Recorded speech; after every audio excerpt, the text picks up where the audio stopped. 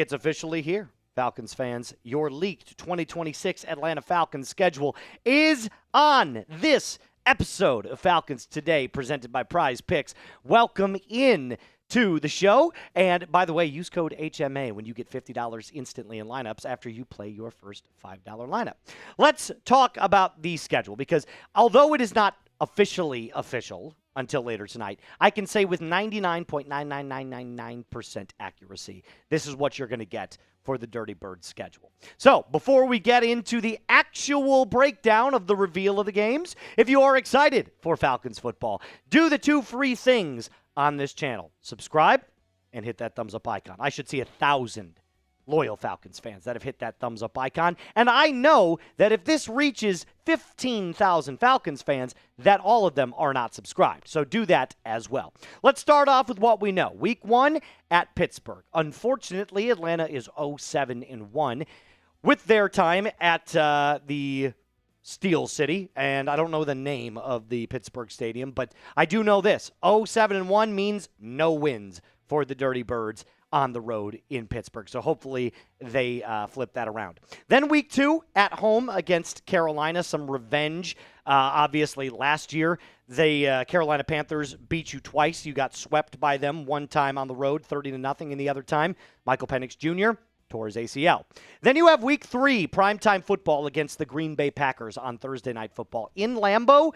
Thank God that's not in, no joke, November or December, because it would be a nightmare to play in that 20 to 10 to -5 degree weather. So be happy that's early on. I think the Falcons actually have a much better chance to win this football game. What's up? No Micah yet. That's correct. Micah Parsons is not there as well. And then, of course, week 4, you've got the Saints. Now, this game was rumored to be on Monday Night Football.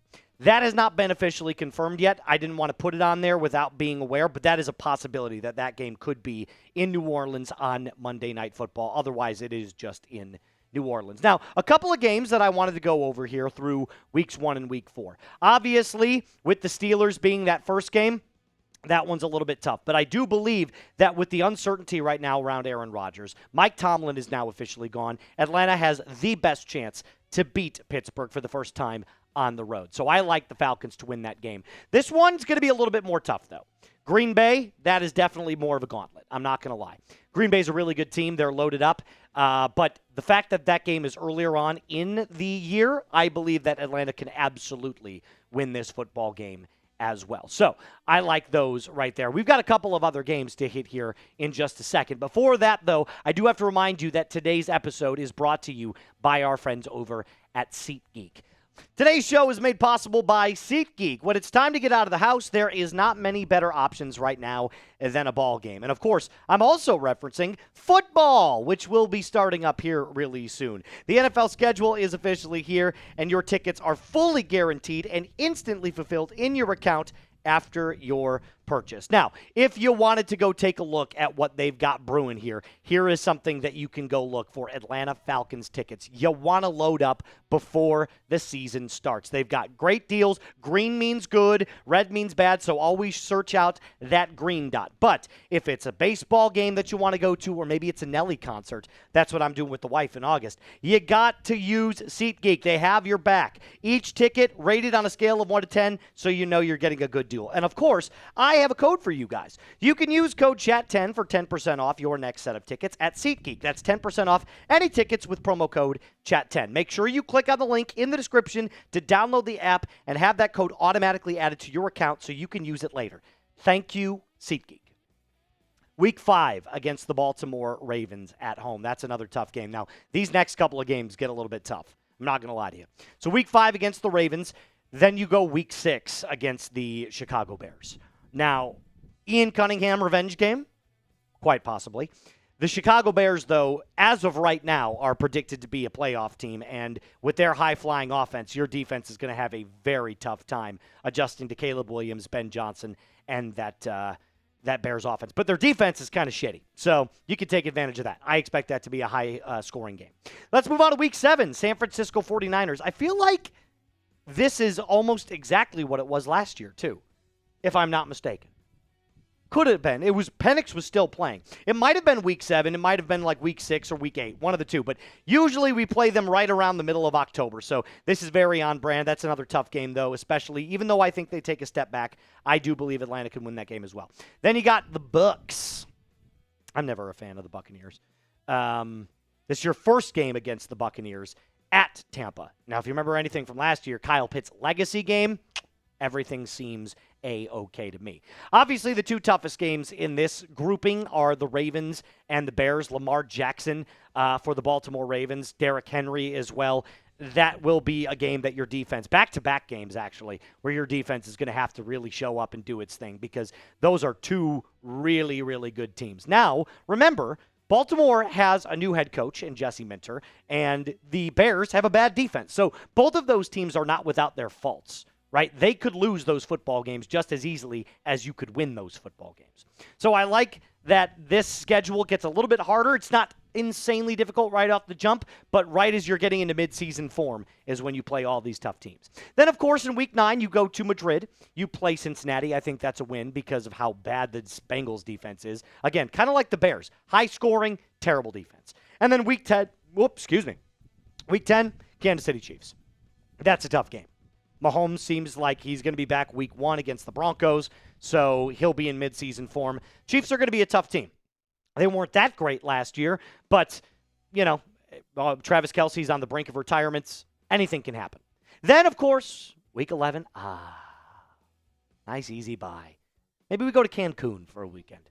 Put the shades on, just chillax a little bit, but then it's back up north in the freezing cold against the Minnesota Vikings in week 12.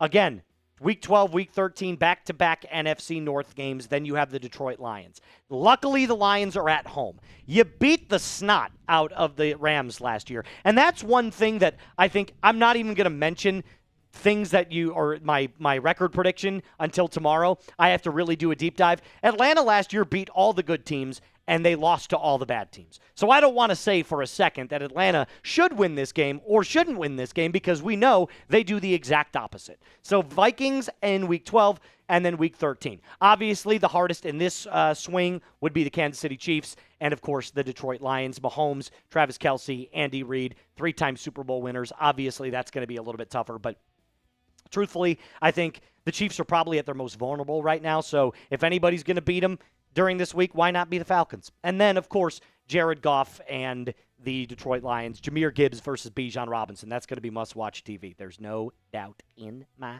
mind. All right, let's move on to the very last part of our schedule release here. And we've got Week 14 at the Cleveland Browns, Kevin Stefanski revenge game. I think that Atlanta should win that game handedly, but then again, they lost to the Jets last year. Week 15 at the Washington Commanders. That's in Washington. Last year it was in Atlanta, so a nice little rematch there. Then you got the Buccaneers one more time. You've got divisional game. You got Buccaneers in Week 16. That's at home. Then you stay at home against the Aints in Week 17, and then you wrap up everything with the 18th. Now, I'm going to give you guys the Panthers at Week 18. My apologies. I didn't say the actual name. Panthers, Week 18, Saints, and then the Buccaneers. Now, remember, before I get into my thoughts and analysis and everything that I want to wrap up this episode with, today's episode is also brought to you by our friends over at PrizePicks.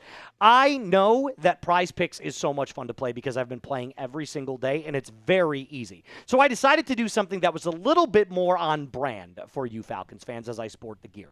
I went with Bijan Robinson next year, way more than 1,100 rushing yards. He did it last year with 1,400. He's absolutely going to hit it. And with a run-first offense like Kevin Stefanski, I have no doubt in my mind. Drake London, I've got the more on 1,100 receiving yards. Why? He had 900 last year, and he missed 5 games. So something tells me that even if it is Tua playing quarterback or if it's Penix, he'll have that number one rapport again with his quarterback. So Drake London, the more on the receiving yards. And then, of course, Kyle Pitts. What are we doing? 775, he's absolutely going to do that. I think over 800 is an easy lock. You can copy this lineup specifically. You don't have to.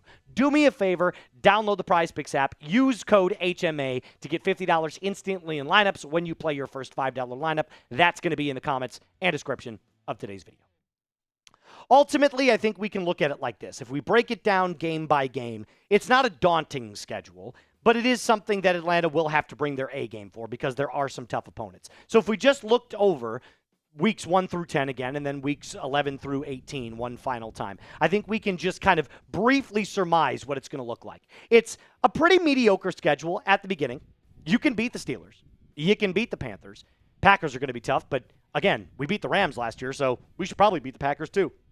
And you got the Saints. That's not a hard first 4 games. Week 5 through week 8 is a little bit tougher. Actually, if you're really doing your homework, it's week 6, actually week 5 through week 10 is actually kind of tough. You've got some high-flying offenses there. The Ravens, Bears, 49ers, Buccaneers, Bengals, and Chiefs all have very, very good offenses. So starts off easier, gets more difficult, but honestly, the last half of the Vikings were terrible last year. Who knows what Kyler's going to be? The Lions are tough. The Browns aren't. Commanders shouldn't be that bad. And then you can absolutely beat the Buccaneers, Saints, and Panthers on any given Sunday. So manageable at the very end, difficult in the middle, easier to begin with.